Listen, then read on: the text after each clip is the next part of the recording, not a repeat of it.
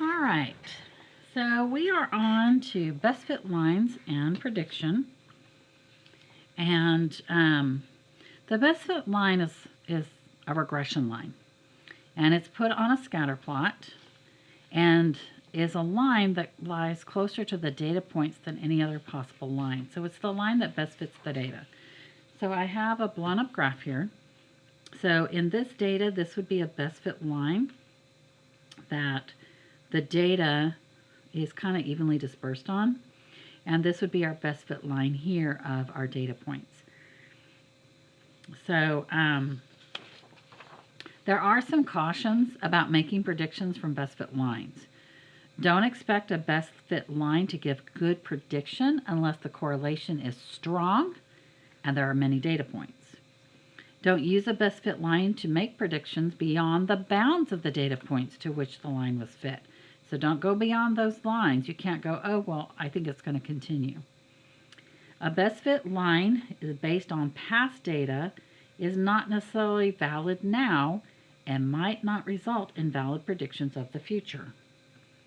Don't make predictions about a population that is different from the population from which the sample data were drawn. So you can't make a prediction about a population over here if you did it on the population here. It's not going to be the same circumstances and such. And remember that a best fit line is meaningless when there's no significant correlation or when the relationship is nonlinear. So if it doesn't have a significant correlation or it's not linear, then your best fit line is going to be meaningless because you don't have a line because it's nonlinear, or your data is just way too spread. All right, so best fit lines and R squared. So the square of the correlation coefficient, or R squared, is the proportion of the variation in a variable that is accounted for the best fit line.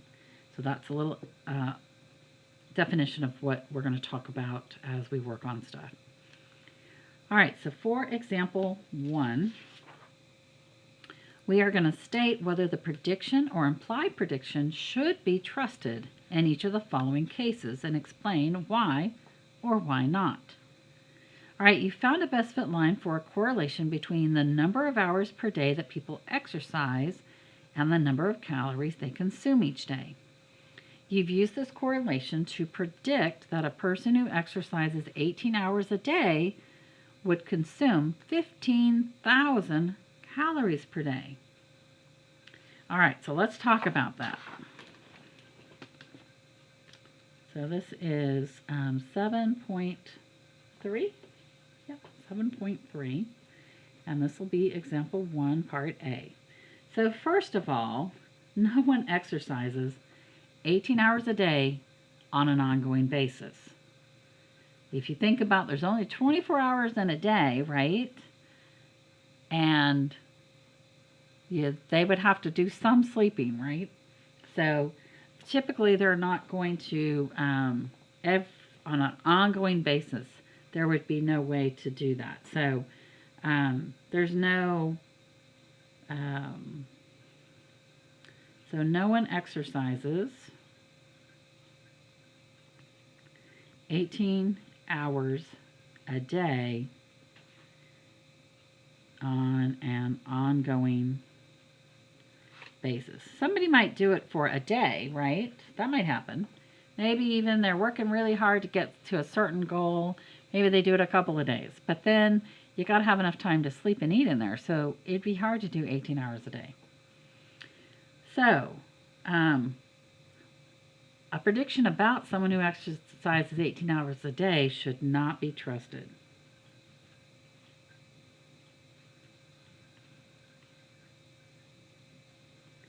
So I should put the word prediction there first. Prediction should not be trusted because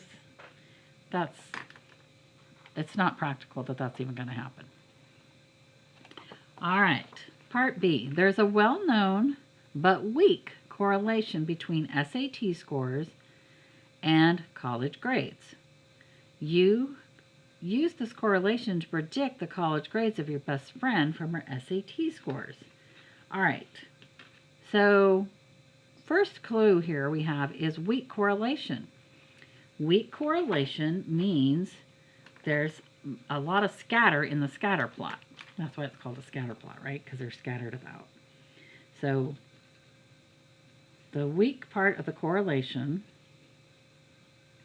tells us that there is a lot of scatter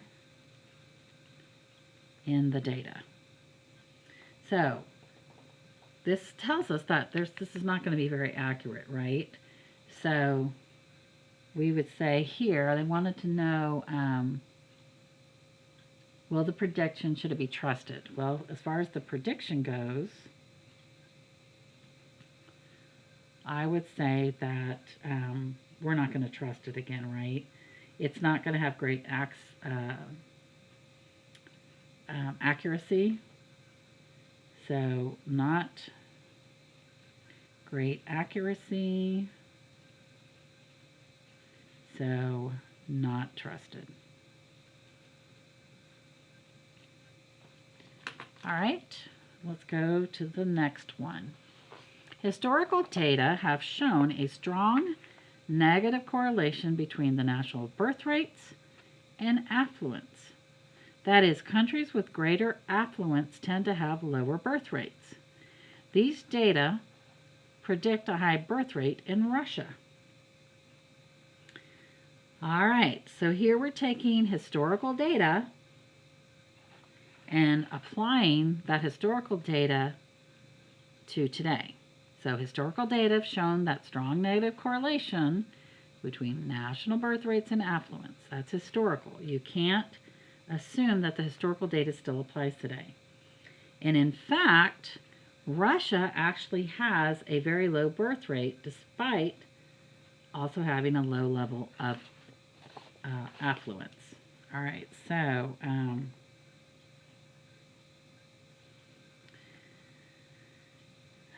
let's see. Historical data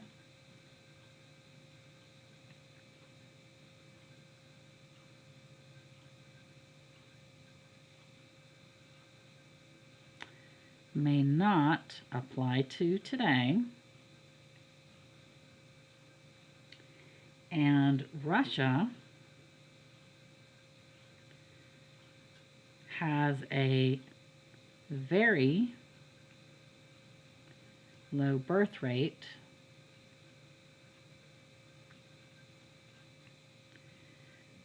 even though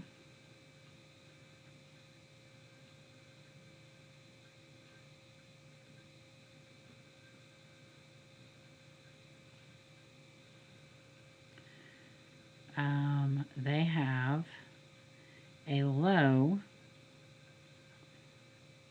level of affluence. All right.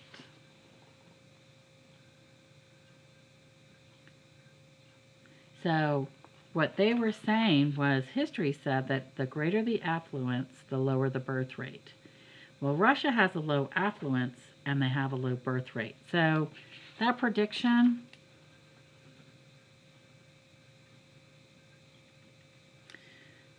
not trusted again. All right. Okay, so our next example is part D. So a study in China has discovered correlations that are useful in designing museum exhibits that Chinese children enjoy. A curator suggests using this information to design a new museum exhibit for Atlanta area children. Now, Atlanta is in Georgia in the United States. So this is where there's cultural differences, right? So taking a study about what Chinese children enjoy may not be the same for American children. So you can't put from one population to the other population. So here is D. So the differences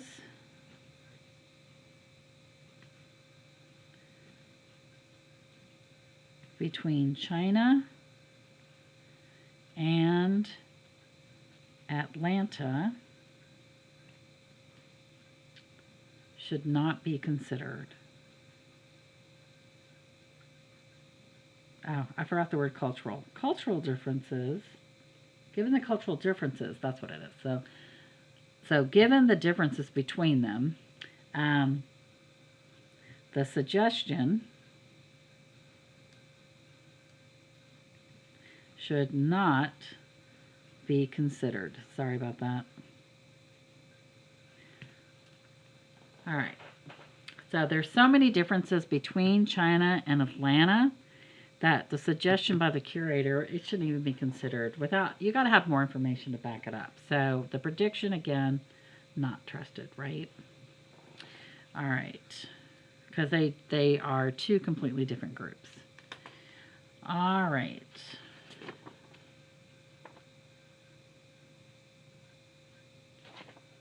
So we're going to put prediction, not trusted.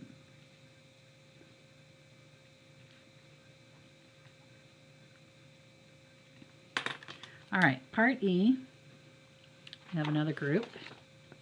Flip it over. Scientific studies have shown a very strong correlation between children's ingestion of lead and mental retardation.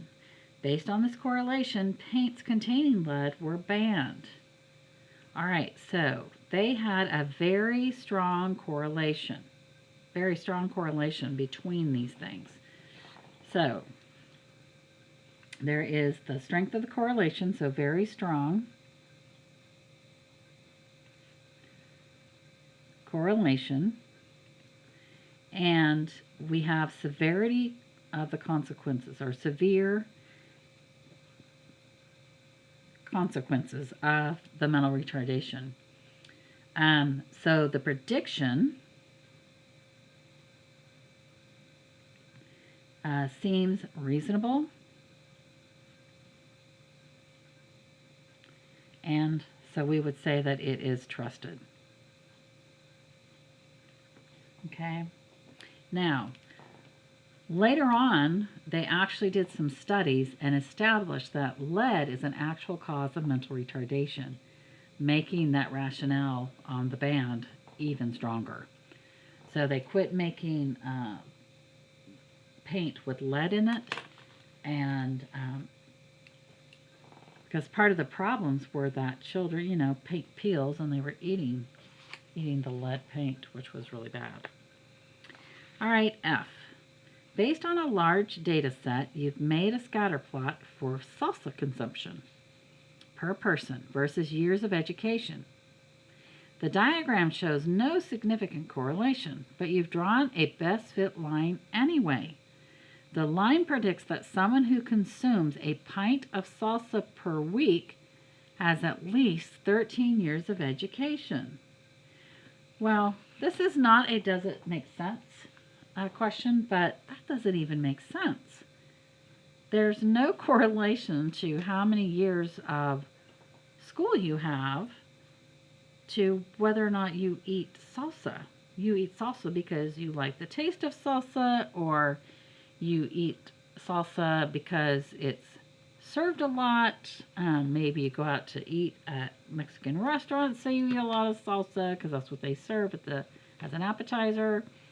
The amount of salsa you eat does not depend on the education. So there's no significant correlation. And the best fit line, even though they came up with the best fit line, right? So they put in some data, they got a best fit line. It doesn't mean anything. It's meaningless. The best fit line is meaningless because you can still get one, but it doesn't mean anything if you don't have a strong correlation. And so the prediction is not trusted. All right. Okay, so we're going to go to example 2. How well does the best fit line actually fit the points in the scatter plot? So we are going to go and put in a couple of equations. So we're going to go do these things. These are data points that we've done in previous lesson. So this will be example 2. And you'll recognize our data points. I chose the same ones. All right, so let's second quit to get out of there. So we're going to use our calculator instructions. And again, if you're in my class, they're going to be on the previous page if you're looking for them. Right here for the TI 83, 84, or you can still do Desmos.com. And let me clarify again, Desmos.com is free, so it won't cost you any money, and it's actually almost easier to use that because it pulls up the table, you plop them in, and it graphs. It's easier to do. But it's hard to do that right here. Alrighty, so we're going to go to the Stat button again, and we want that Edit key. We're going to hit Enter, and I'm going to go over here and put in my data. So 2, Enter, 3, Enter, -2, Enter, 0, Enter, and -3, Enter. And then go over to the top of my next line. 11, Enter, 13, Enter, -1, Enter, 6, Enter, and -5, Enter. And again, when you're doing the negative, you got to use this symbol and not the minus sign over here. Those are 2 different keys, and it will give you an error for that if you don't use the right one. All right, now, once I get out of that, I'm going to hit graph. Well, I can't see because the last time I was on my graph, I had really big numbers, right? So remember, you can go to the window and you can change. You can see that my X and Y values are completely away from the values in my X and Y up here. But I can also go to zoom, and I can hit number 9, and bam, they're there. Okay, so that gets me my scatter plot. But what I want is my best fit line. So now I'm going to go back to the Stat button. So I'm going back to Stat, and I want to use my arrow key and go over to Calc. So here's my Calc, and I want to go to the LinReg AX plus B. So number 4. And then I got to arrow down or enter down. You could do either way, and hit enter on the calculate. This is how we found our R factor, right? And I talked about all of these other letters in here. So we are talking about the finding all of the things here. So we want to know how well does the best fit line actually fit the points in the scatter plot. Well, we've got to put in the best fit line. So previously we found the R. Up at the top of our graph here, it says y equals ax plus b. So we're going to plug in the a value. So y equals 3x plus b. B is 4.8. I'm going to round it up to 5. So 3x plus 5. I still have my R factor. Remember that your R is still 0.994. That says it should be a strong correlation. So now what I got to do is go to y equals and put in my equation of 3. The x value will come from my letter values right here, plus 5, and then hit graph. And there we go. I can see my best fit line on my graph there. And I can see that it fits my data points pretty good. So the question is, so it fits, it doesn't hit every point exactly, right? Let's go in here. We can look at this a little bit closer.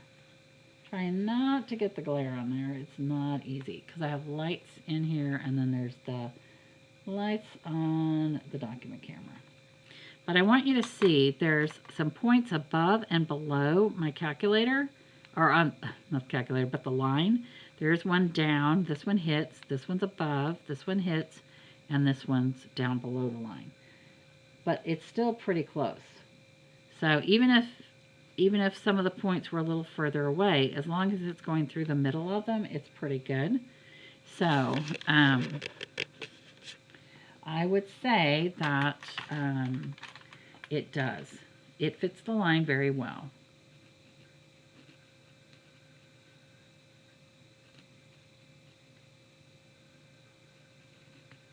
So it is a best fit line. That's what we're talking about. The line that best fits our data. All right, let's go to, this was part A. We're going to go do B. So for B, we're going to put in our, we're going to go back, quit that. There we go. All right, so we're going to go back to stat. We're going back to the edit. I've still got 2, 3, -2, 0, but this next one becomes -1. Hit enter, and then go back over here, and I have 6, and 14, and -14, and -5, and -10. And then I'm going to hit graph. But there's a problem because that line is not the same. That line goes to the previous one, right?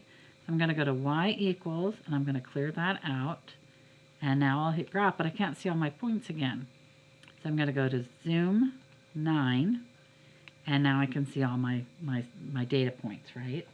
So now I want to go back to stat and go over to calculate and hit number 4 again. Hit enter down, hit enter again. And now I'm getting my linear regression going on here. I want to know if it's fitting very well because this is helping me find the line. All right, so here I've got a 5.558.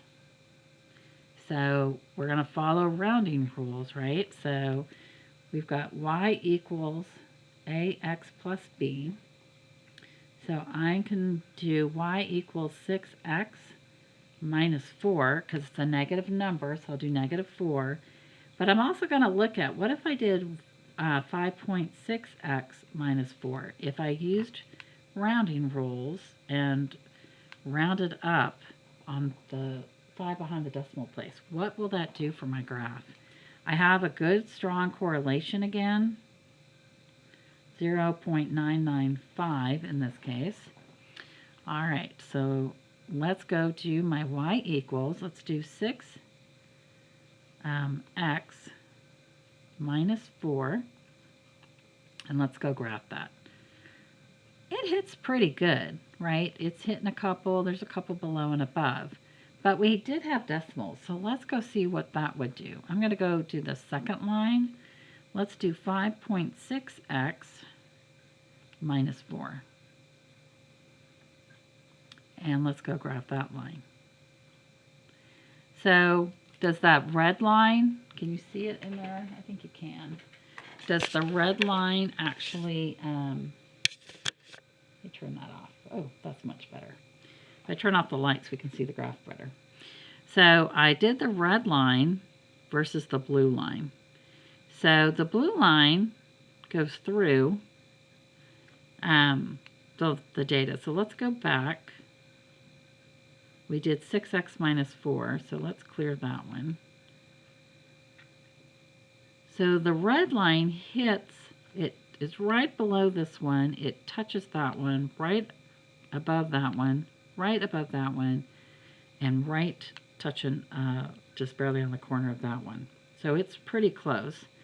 Now let's go back and put in 6x plus 4, and let's go down here and we will clear that one.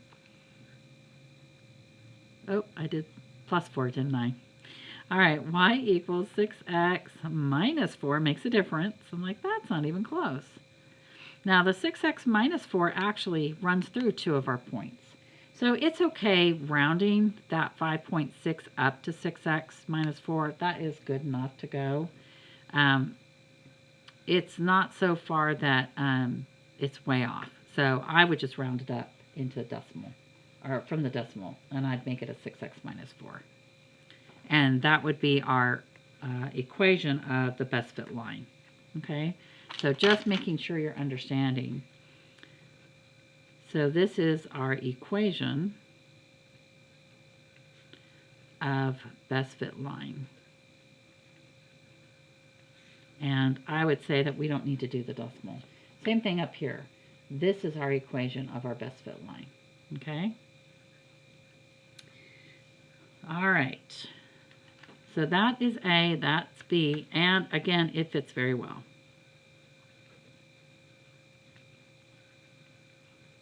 So we have, that's example 2. Let's go to example 3. In example 3, we are using the same data that we, let's go back to Stat button. We're going to edit the data that we used on the right and left arms. We have 102, 101, 94, 79, and 79. And then we'll arrow over. We have 175, 169, 182, 146, and 144. Let's go graph that. Oh, I left on that equation again, didn't I? So I got to clear the equation from the previous one. Now hit graph. I can't see my data points. So we got to go to zoom 9. So now I can see the 5 data points, right? Now I'll go to my stat button and I'll go over to calculate and go to 4 because I could see that it was linear. Enter all the way through. All right, so my equation, I have a good R factor. I have 1.3 for my A value, and for my B, I have 43.5. So it's still a y equals AX plus B. So y equals 1 plus 44, because if I'm using rounding rules, I got to round up. And my R was 0.867. All right, let's go to our y equals. So we'll just have 1x. I don't need to put the 1. I can just put x plus 44. Oops, that's all I needed to do, and hit graph. Oh, what happened there? Go make sure I wrote down my numbers right. So stat, calculate, number 4. Enter, enter, enter, enter, calculate. Did I write everything down right? So this time I didn't use the decimals. Maybe this time I need to. So I have y equals 1.3 x. Oh, I didn't write the x there. Plus 43.6. So let's go try that equation. Because when I went back to my graph, my line isn't anywhere near there. So let's go into y equals, and let's do 1.3x plus 43.6. And let's graph that one in red. Oh, looky there. So this one made a huge difference. And I don't think that if we put a 1,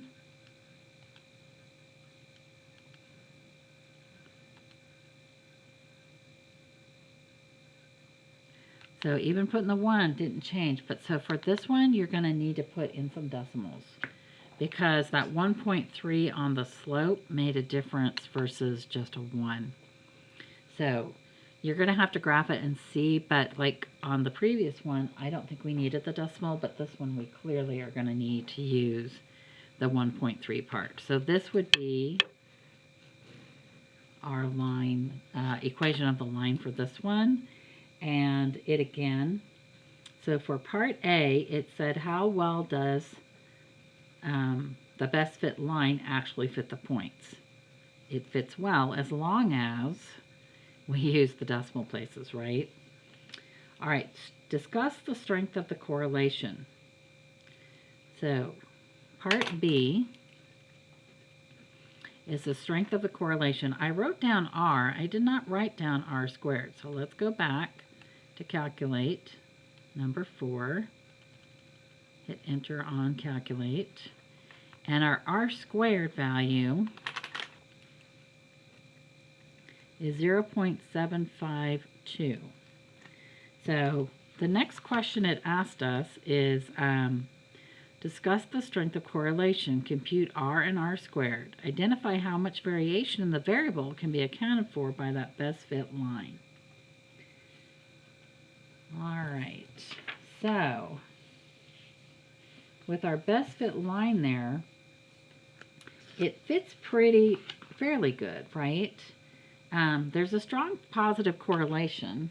Let me zoom out just a little bit. This is part B. So there's a strong positive correlation, and that was with our R equals 0.867, and the R squared equals 0.752, which we can change to a percentage of 75.2% of the variation in her blood pressure can be accounted for by the linear relationship between the systolic blood pressures between her right and left arm. So it's a pretty strong correlation in both cases, right? We have 0.86 and 0.75. Those are both strong. So as we see, there's a strong correlation in the variables. So how much variation in the variable can be accounted for the best fit line? Well, we've got that 75.2%, strong correlation. All right, part C, identify any outliers on the scatter plot and discuss their effects on the strength of the correlation. All right, so let's do our graph again. So do we have some outliers there? There's a large gap between the 2 points on the left and the 3 on the points at the right. So with a small data set, none of the points are likely to be outliers because we still have, they're along that line of correlation, right? We would have to put in more data points in order to find out if anything was going to be an outlier, I would say, maybe that point is, but there is a big gap between the two. Okay, so you need to put in some more data points to determine that, but there's probably none of them are probably outliers.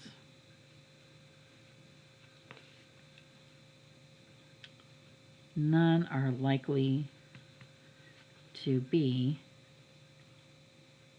outliers. All right, next question, part D. It says, does the best fit line appear to provide reasonably reliable predictions within the range of the given data?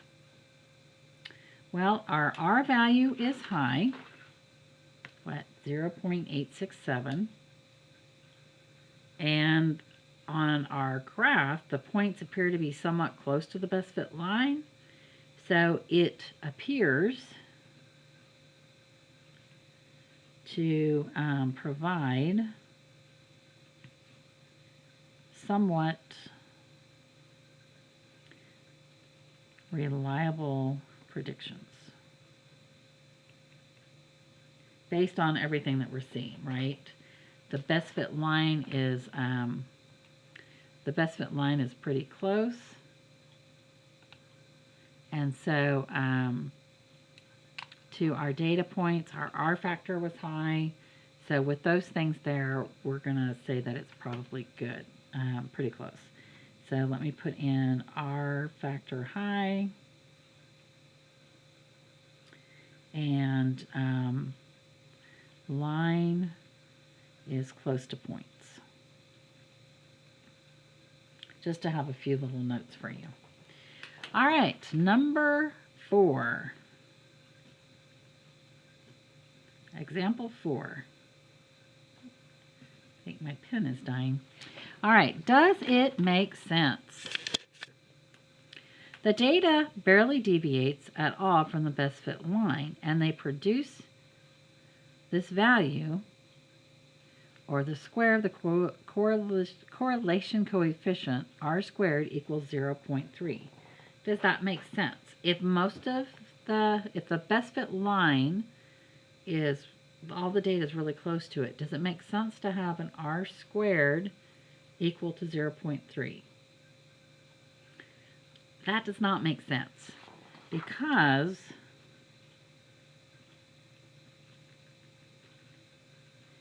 if all the data points are near our best fit line, then our r factor should be close to 1, and that means the r squared would also be close to 1. So data close to the best fit line, let's put all data close to the best fit line, r should be close to 1, and r square should be close to 1. All right, so they shouldn't be down somewhere around 0.3, because 0.3 tells me that that's a weak correlation, right? And that is not the case in this. If it's got all the lines are close to the data, or the data is close to the line. All right, so next section coming up, we'll be talking about this stuff a little bit more and going into some of the causality that we've touched on a little bit here with some of our definitions and that. Make sure you're doing your homework, and you can use Desmos.com for free, so use it to figure out your correlation and stuff and get in your graphs. If you don't have a graphing TI-8384 calculator.